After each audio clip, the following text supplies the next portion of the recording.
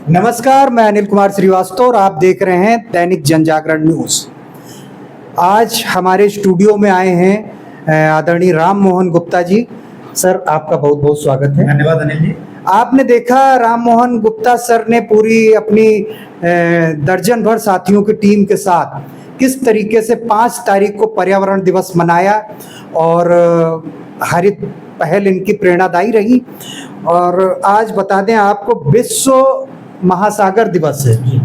तो हमारा सौभाग्य है कि हमारे स्टूडियो में पुनः आप एक बार आए हैं और आपसे हम बात करेंगे जल संचयन के विषय में।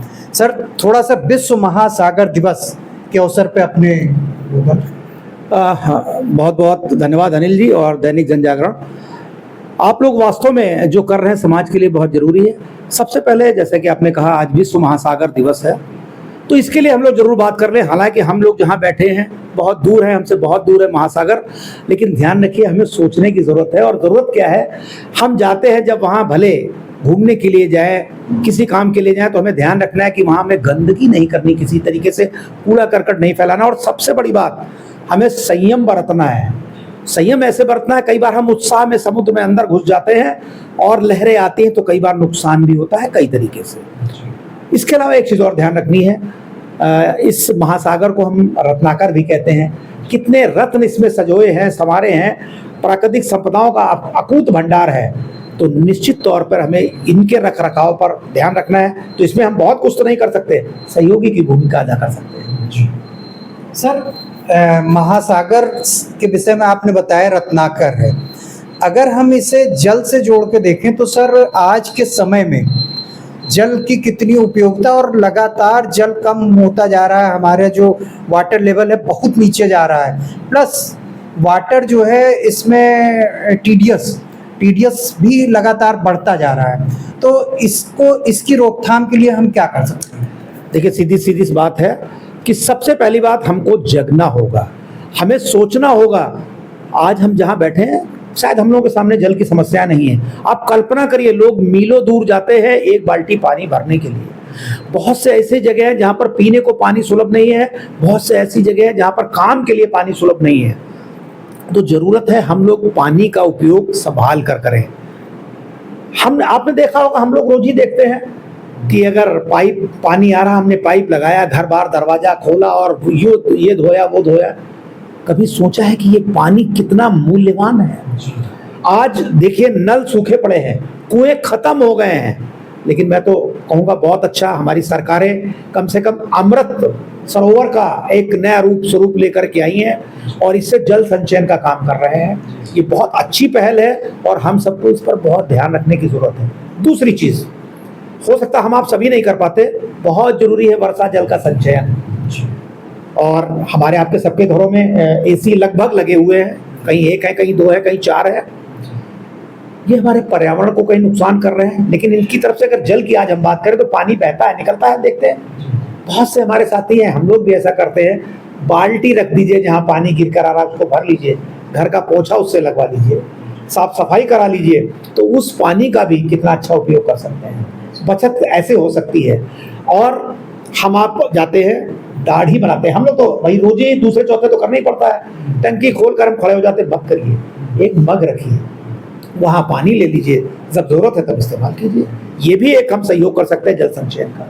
सर, जल संचयन पे बहुत बढ़िया आप बोल रहे हैं। आपका ध्यान आकर्षित करवाना चाहते हैं सर कि अभी हमने बात की टीडीएस की, उसकी रोकथाम के लिए हमने घर में आरओ वगैरह लगा रखे हैं, प्यूरिफाई तरह तरह की मशीनें। उसमें आप देखते होंगे, अगर हम 1 लीटर पानी प्यूरिफाई करते हैं तो मेरे ख्याल से 10 लीटर हम पानी बहा देते हैं। यस, तो उस पे क्या कहना है? बहुत बढ़िया आपने प्रश्न पूछा है। मैं बता दूं, हमारी एक ऐसी साथी हमारे पर्यावरण मित्र समूह की है। वैसे तो कई लोग भी करते हैं, हम लोग भी करते हैं, हम लोग कम करते हैं। अनुश्री गुप्ता जी का मैं नाम लेना चाहूंगा। बहुत बढ़िया तरीका, और बहुत से लोग भी कर रहे हैं।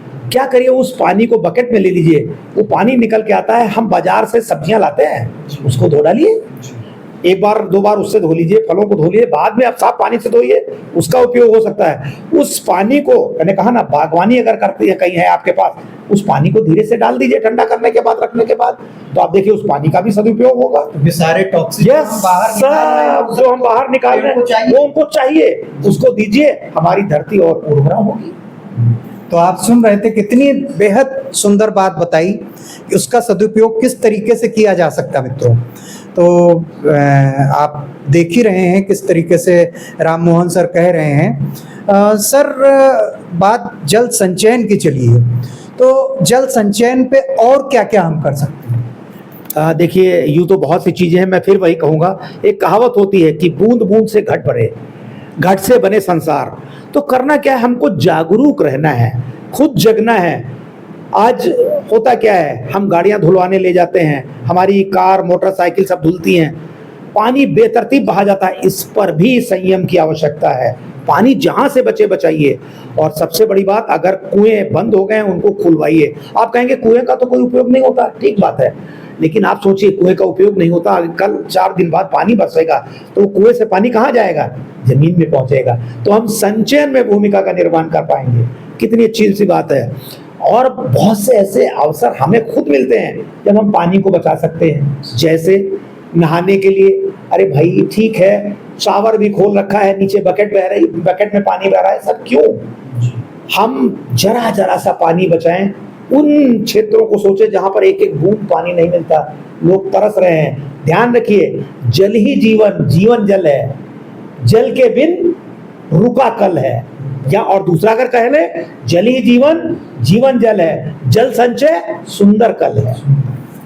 तो आप सुन रहे थे जल पे किस तरीके से आदरणीय राम मोहन सर बोल रहे थे। राम मोहन सर जहां एक तरफ महासमुंदर के खारे पानी पे बोल रहे थे, वहीं अपने मैदानी भाग के मीठे पानी पे। और आपने 3 दिन पहले देखा, यही राम मोहन सर हैं, अपनी टीम के साथ वृक्षारोपण देखे जा रहे थे। तो जहां वृक्षारोपण कर और जल संचयन की बात कर, वास्तव में सही मायने में पर्यावरण मित्र यही हैं। तो सर, और कुछ हमारे ऑडियंस के नाम कोई संदेश देना? बिल्कुल अनिल जी, बिल्कुल कहना चाहूंगा। आपने वृक्षारोपण की बात कही, देखिए जल संचयन का एक सबसे अच्छा स्रोत तो वृक्ष है।